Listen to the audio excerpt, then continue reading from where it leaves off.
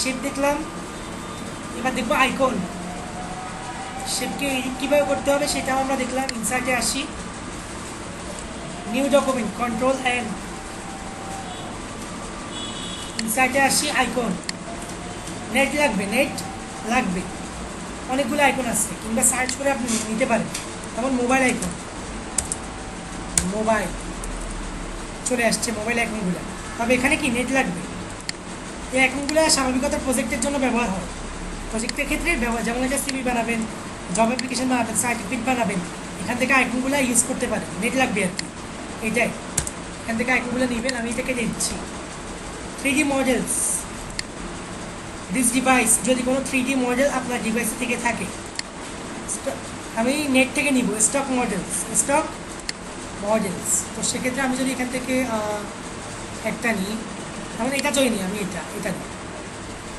এগুলোর ভিতর যদি আমি যে কোনো একটাকে ধরি, এটাই নিই বা এটা নিই, এটাকে ছেড়ে দিই, ইনসার্ট, টাইম নিবে, চলে আসবে। এটাও 3D, চারদিকে ঘোরাতে পারবেন। কী করতে পারবেন? রোটেট, চারদিকে ঘোরাতে পারবেন। দেখেন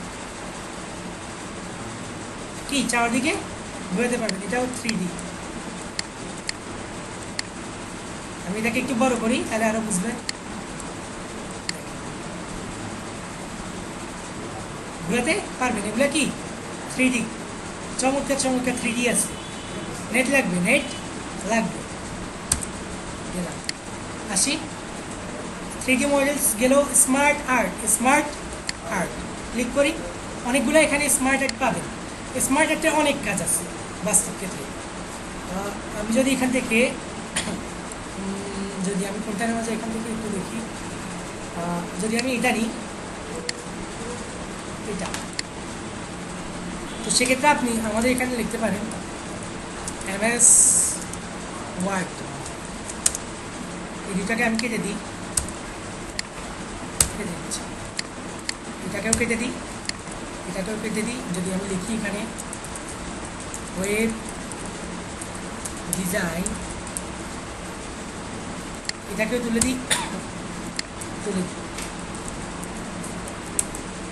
গ্রাফিক ডিজাইন, তিনটা। তারপরে এখান থেকে কালার আছে, দেখেন স্মার্ট আর্ট নিছি। কোন টুল চালু হয়েছে? স্মার্ট আর্ট টুল। এখান থেকে স্মার্ট আর্টকে চেঞ্জ করতে পারবেন, ওই যে শেপ চেঞ্জের মতো।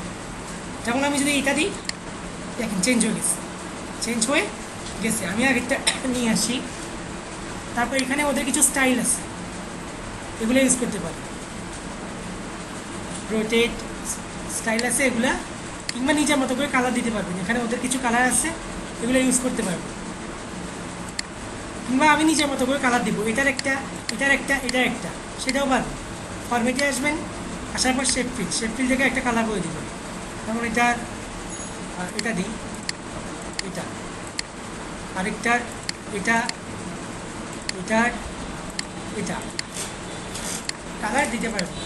এভাবে কোর্স মডিউল, আমাদের মাল্টিসফটের বলেন, কিংবা যে কোনো স্কুল কিংবা কলেজের কোর্স মডিউলগুলো কি এভাবে দেখানো যায়। তবে যদি আমি স্মার্ট আর্টে যাই, এখান থেকে যদি কোনটা নেওয়া যায় একটু দেখি। অনেকগুলো স্মার্ট আর্টই আছে আমাদের এখানে। বা আমি এখানে আসি, ইনসার্ট, স্মার্ট আর্ট, দেখেন অল, লিস্ট, এগুলো লিস্টের জন্য। প্রসেস, এগুলো প্রসেসের জন্য। সাইকেল, অনেকগুলো স্মার্ট আর্ট আছে। তো সেক্ষেত্রে যদি আমি এটা নিই, এটা ওকে করি, চলে আসছে।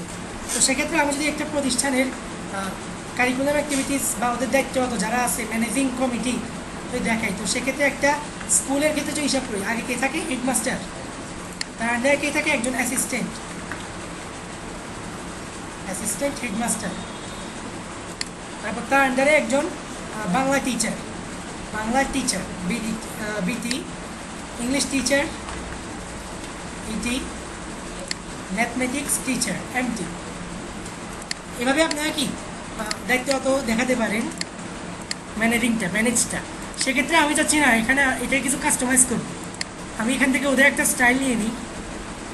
যেমন এখান থেকে স্টাইলটা নিই, তারপর এটাকে ধরি ফরম্যাটে, বা এখানে যদি আসি এই যে দেখেন এই ভিতরে যে শেপগুলা, এই শেপগুলোকে আপনি চেঞ্জ করতে পারবেন। এখানে ক্লিক করবেন, শেপটাকে সিলেক্ট করবেন, অ্যাড শেপ, তারপর শেপ বিলো আফটার একটা শেপ নিতে পারবেন, উপরে নিচে অ্যাড অ্যাসিস্ট্যান্ট, এটা একটা অ্যাসিস্ট্যান্ট। যেমন এরা সবগুলো কার আন্ডারে? অ্যাসিস্ট্যান্ট হেডমাস্টারের আন্ডারে। অ্যাসিস্ট্যান্ট হেডমাস্টার কার আন্ডারে? হেডমাস্টারের আন্ডারে। চাচ্ছি না হেডমাস্টারের আন্ডারে আরও একজন অ্যাসিস্ট্যান্ট থাকবে, তো সেক্ষেত্রে হেডমাস্টারটাকে ধরবেন, ধরে বলবেন যে অ্যাড শেপ অ্যাড অ্যাসিস্ট্যান্ট, আরও একটা চলে আসছে, তো সেক্ষেত্রে এখানে লিখেন আরও একজন অ্যাসিস্ট্যান্ট হেডমাস্টার। তারপর যদি আপনি এখানে আসেন, শেপ বিলো এটার নিচে পাবেন, শেপ অ্যাবভ এটার উপরে পাবেন, দেখেন এটার উপরে পাচ্ছে অ্যাবভ।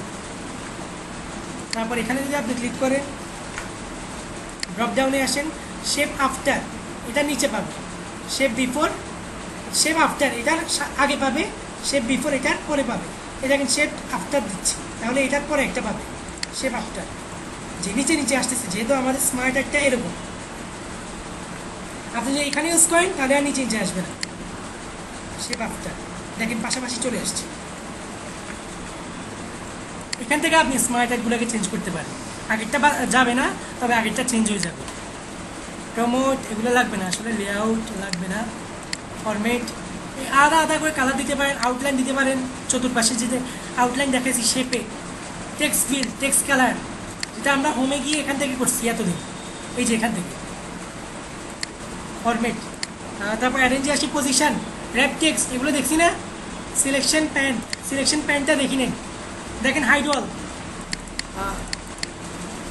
আমি এখানে আসি, একটা শেপ নিই, এটা স্মার্ট আর্ট তাই কাজ করতেছে না, শেপ নিলাম, এটাকে কপি করলাম, আর একটা শেপ নিলাম, আর একটা কপি করলাম, শেপ নিলাম। তারপর এখানে আছে সিলেকশন প্যান, শেপ ফরম্যাট। তারপর দেখেন একটা এটাকে ধরছে ওভাল 7, এটাকে ওভাল 6, ওভাল 5 ওদের মতো করে। আমি ওভাল 6কে দেখাবো না, দেখেন ওভাল 6 কী হয়ে গেছে, কাটে নেই কিন্তু হাইট হয়ে গেছে, হাইট হয়ে গেছে। এটাকে তুলে দিই, আবার দেখাবো, হাইট অল কোনোটাই দেখাবো না, হাইট হয়ে গেছে, সোয়াল দেন, আবার দেখাবো, আবার দেখাবো। সিলেকশন প্যান, এটা গেল সিলেকশন প্যান।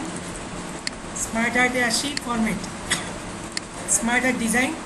তো আপনারা এভাবে কাজ করবেন, রিসেট গ্রাফিক লাগবে না, রিসেট গ্রাফিক দিলে আবার আগের মতো আমাদের কি স্টাইলটা পেয়ে যাবে। এখান থেকে যে আমি স্টাইল ইউজ করছি ওই স্টাইলটা থাকবে না, কালার দিলে কালারও থাকবে না। রিসেট গ্রাফিক করলে ওই যে এখানে সব ক্লিয়ার অল ফরম্যাটিংয়ের মতো কি সব ক্লিন করে ফেলবে, যদিও এটা কি হাইলাইট কালারটাই ক্লিন করতে পারতো না, আর সব করতো, কিন্তু এক্ষেত্রে এটা সব করে ফেলবে। ফরম্যাট দেখেন এটা একটা কাজ করবে, এটা কাজ করানোর জন্য ইনসার্ট শেপ, এই যে একটা এটা কালার দিব, কালো ব্ল্যাক বা এই কালারটা, শেপ আউটলাইন, ওয়েট কতটুকু মোটা হবে, সর্বোচ্চ 6 পিটি, 6 পিটি, পিটি হিসাব করে কতটুকু মোটা হবে, এটা ওয়েট। তারপর আবার মোর লাইন আছে, এগুলো স্টাইল, ওয়েট, মোর লাইনস, কালার ট্রান্সপারেন্সি, এগুলোকে এডিট করার জন্য দেখেন হালকা হয়ে যাবে, হালকা দেখা যাচ্ছে, আর হালকা হয়ে গেছে। উইথ কত পিটি হবে, আরও বাড়াতে পারে, আরও বেশি মোটা হবে, দেখেন একদম মোটা হয়ে যাচ্ছে, একদম মোটা হয়ে যাচ্ছে। তারপর বাকিগুলো অ্যাডভান্স, কেটে কেটে দেখবেন। শেপ ইফেক্টস এটা তো দেখলেন, স্মার্ট আর্টে ছিলাম, ফরম্যাট। তারপর টেক্সট ইফেক্ট, টেক্সট ইফেক্ট এটার ভিতরে একটা ইফেক্ট দিব, টেক্সট আউটলাইন, এটার চারপাশে রেড কালার হয়েছে লেখাটার চারপাশে, এটা টেক্সট আউটলাইন। এতক্ষণ আমরা শেপ আউটলাইন দেখছি, এখন টেক্সট আউটলাইন। টেক্সট শ্যাডো, এটার পিছনে একটা ছায়া পাবে, ছায়া পাবে। তারপর কি এখানে গ্লো বা রিফ্লেকশন, নিচে রিফ্লেকশন পাবে, এই যে দেখেন রিফ্লেকশন পাচ্ছে নিচে, রিফ্লেকশন। এভাবে শেপের টেক্সটের বিভিন্ন ইফেক্ট আছে, ইফেক্ট আছে। সাইজ, হাইট উইথ বাড়াতে পারবে, দেখেন ওই কি ওই সেলটার হাইট উইথ বাড়তেছে, বা ওই শেপটা উইথ পাশে বাড়াতে পারবে। এ হলো আপনাদের ইনসার্ট স্মার্ট আর্ট। তারপরে যদি আসি, এটাকে আমি কেটে দিই, স্মার্ট আর্ট।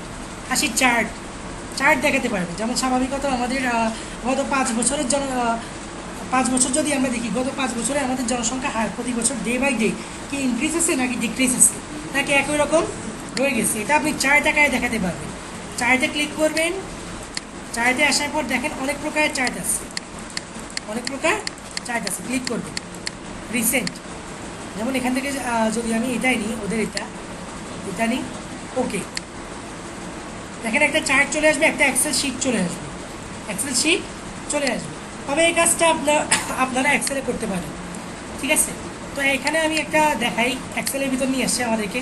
আসলে কি আমাদের যে চার্টটা, এই চার্টটা এটা মাইক্রোসফট ওয়ার্ডের নিজস্ব না, শুধু চার্টটা না, এরকম আরও অনেক কিছু মাইক্রোসফট ওয়ার্ডের কি নিজস্ব না, যার কারণে যখন আমি ইউজ করি তখন এক্সেলকে কানেক্ট করে দেয়, এক্সেলকে কি নিয়ে আসে, এটা মূলত এক্সেলের। দেখেন ক্যাটাগরি 1, ক্যাটাগরি 2, ক্যাটাগরি 3, ক্যাটাগরি 4, চারটার জন্য আবার 4 colour, series 1, series 1, series 2, series 3। Series 1কে ধরছে নীল colour, series 2 orange, series 3 grey colour. তো ওই হিসেবে এখানে হিসাব করা হয়েছে। তো সেক্ষেত্রে আপনি এখানে সিরিজের নামটা যদি চেঞ্জ করেন, তাহলে আপনি যদি লিখেন এখানে ঢাকা, ঢাকা, তারপর আসি এখানে কুমিল্লা বা নোয়াখালী, তারপর আসি বরিশাল,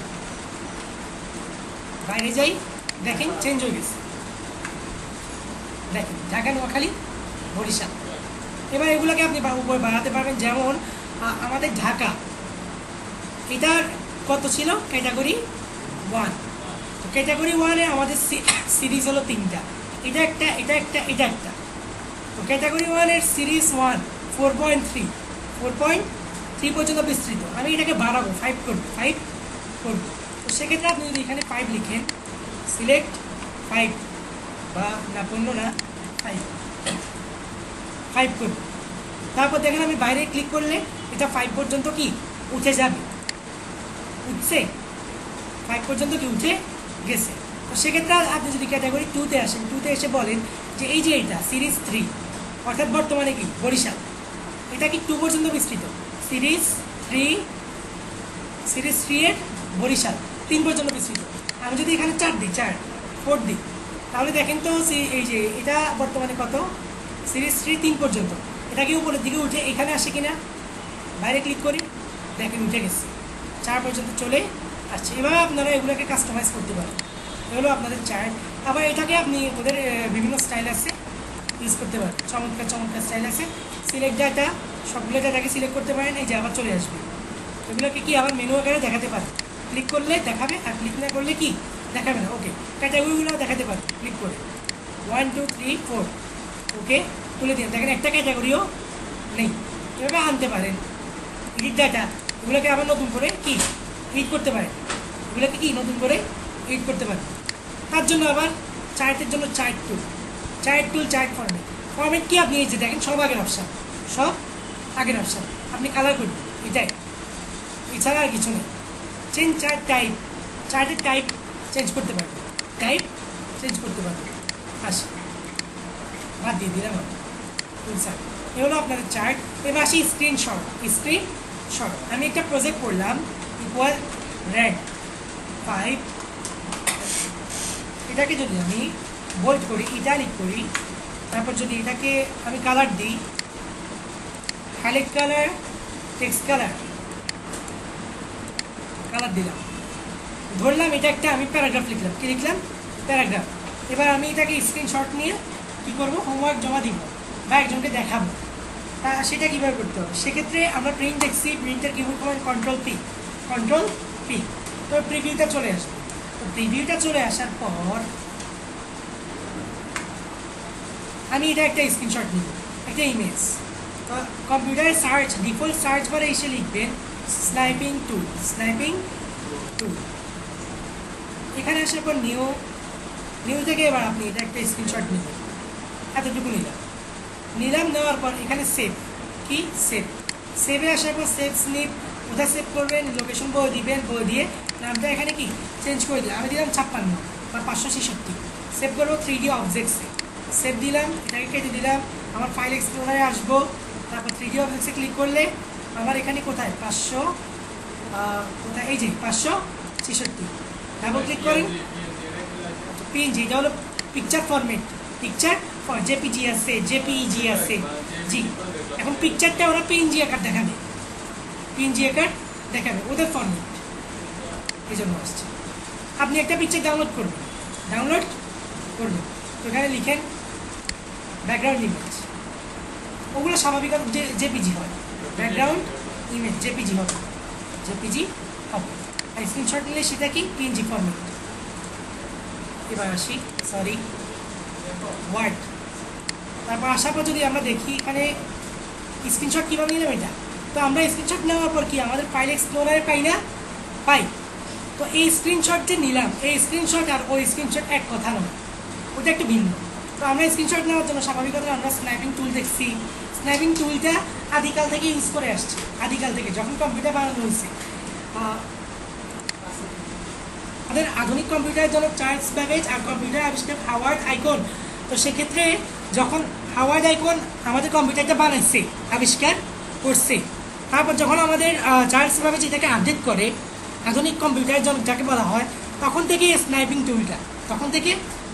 টুলটা এখন আমরা এটা থেকে আরও কয়েকটা সফটওয়্যার আসছে, এগুলোর কোয়ালিটি, এগুলোর কনফিগারেশন এগুলো আরও ভালো।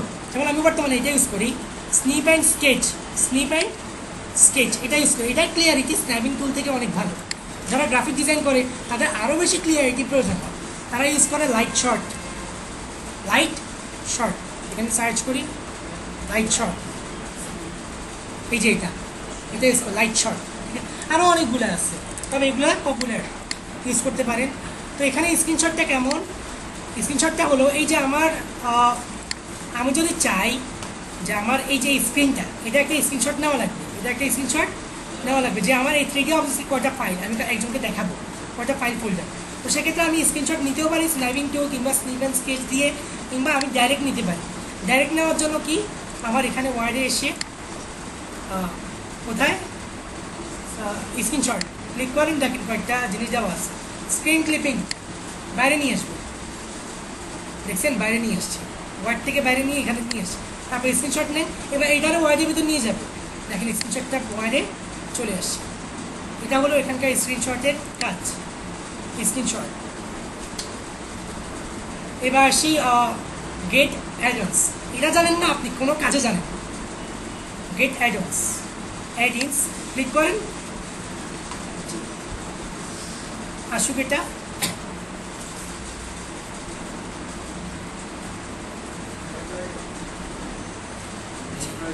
আমার স্লো করতেছে। উইকিপিডিয়া, এটা একটা অ্যাডিন্স, এটা একটা কি অ্যাডিন্স, এটা আমরা নিচ্ছিলাম। নেওয়ার পর যাই নিব তারা আসবে মাই অ্যাডিন্সে। এটা আমরা নেট থেকে নিব, ওইটাকে সেভ করার পর মাই অ্যাডিন্সে অটো দেখা যায়। আমি নিলে এখনও আসে নাই। জি, উইকিপিডিয়া এটাও একটা অ্যাডিন্স। উইকিপিডিয়া কি একজন বলেন, ক্লিক করি, see details plus addons.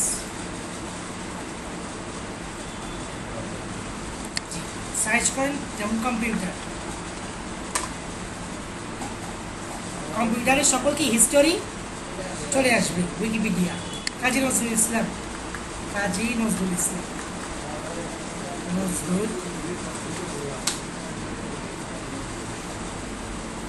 Search করি, এই যে চলে আসবে কাজী নজরুল ইসলাম, তার সকল হিস্টোরি চলে আসবে। এখান থেকে ঘেটে দেখবেন রেফারেন্স, তার রেফারেন্স আর নোটস, এগুলো ঘেটে দেখবেন উইকিপিডিয়া তথ্য, যেখান থেকে আমরা নিই। অনলাইন ভিডিওস আপনি ওয়ার্ডের ভিতরে ভিডিও আনতে পারবেন। ক্লিক করেন, নেট লাগবে। এই যে দেখেন, এখানে আসার পর দেখেন ইন্টার দ্য ইউআরএল, লিঙ্কের কথা বলতেছে, ইন্টার দ্য ইউআরএল কিংবা ইমবিট কোড, ভিডিওটা একটা কোড আছে ফর দ্য অনলাইন ভিডিও। আমি এখানে আসি, আসার পর আমার চ্যানেলে চলে যাই, একটা ভিডিও নিয়ে আসি।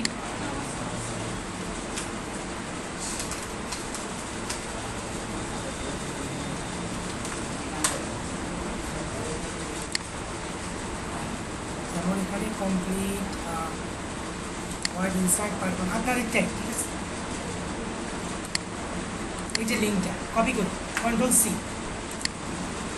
তারপর আমাদের ওয়ার্ডে আসি, এখানে দিই Ctrl+V, ইনসার্ট, ভিডিওটা চলে আসছে।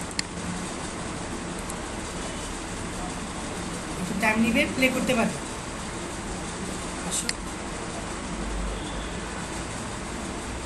দেখেন প্লে হচ্ছে।